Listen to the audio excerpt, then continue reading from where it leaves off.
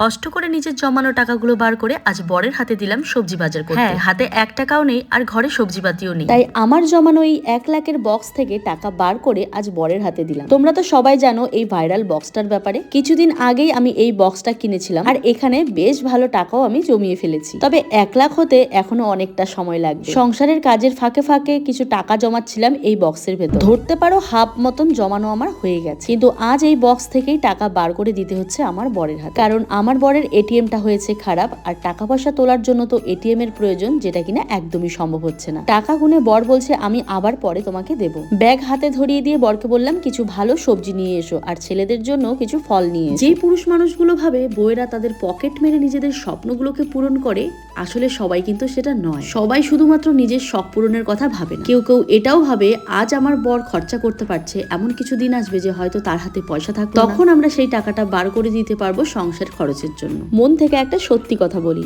এই যে টাকার বক্সটা আমি জমাচ্ছি এটা কিন্তু নিজের কোনো শখ পূরণের জন্য নয়। ইচ্ছে আছে 1 লাখ টাকা হয়ে গেলে কোনো একটা ভালো কাজে লাগাবো। আমার মনে হয় এই বক্সটা সবার বাড়িতেই আছে, আর যাদের বাড়িতে নেই তারা একদম ভুল করছো। এটা না এত ভালো, কি বলবো, টাকা জমানোর সময় তুমি কত টাকা জমাচ্ছ সেটাকে কিন্তু তুমি মার্ক করতে পারো, আর তোমার মনে একটা আইডিয়াও হবে তুমি কত টাকা রেখেছো এখানে। যাকে কমেন্টে লিংক দিয়ে রেখেছি, লাগলে কারো নিতে পারো। এদিকে দেখো বাজার থেকে নিয়ে এসেছে ঝিঙে, আলু, পেঁয়াজ, সাথে একটুখানি কাতলা মাছ। বেশ অনেকদিন হলো বাড়িতে কাতলা মাছ আনা হয় না। কাতলা মাছ দিয়ে সেই ঝিঙে আলু দিয়ে পাতলা একটা ঝোল, যেটা কিনা মায়ের হাতের ভীষণ মিস করি। আজ ভাবছি সেরকমই কিছু বানাবো। আর বড্ড তাড়াহুড়োর মধ্যে রান্না করতে হয়। ঘুম থেকে উঠেই বড় ছেলেকে স্কুলে পাঠানো, সংসার সামলানো, রান্না বান্না করা, এত প্রোডাক্ট শুট থাকে, তারপর ব্লগিং থাকে, তারপরে তো ছোট আছেই। সব মিলিয়ে সারাটা দিন যে কিভাবে কেটে যায়, রাতের বেলা কোমর ব্যথাতে আর নড়তে পারি না। শহরের বাড়ি হোক আর গ্রামের বাড়ি হোক, কাজ তো সব জায়গাতেই একই। কাজ না করলে কোনো জায়গাতেই খাওয়া নেই। যাকে ঝিঙে আলু দিয়ে পাতলা করে কাতলা মাছের ঝোল, একদম জিরে ফোড়নে জিরে বাটা দিয়ে। মাছের ঝোলটা দেখতে কেমন হয়েছে অবশ্যই কমেন্ট করে জানিও।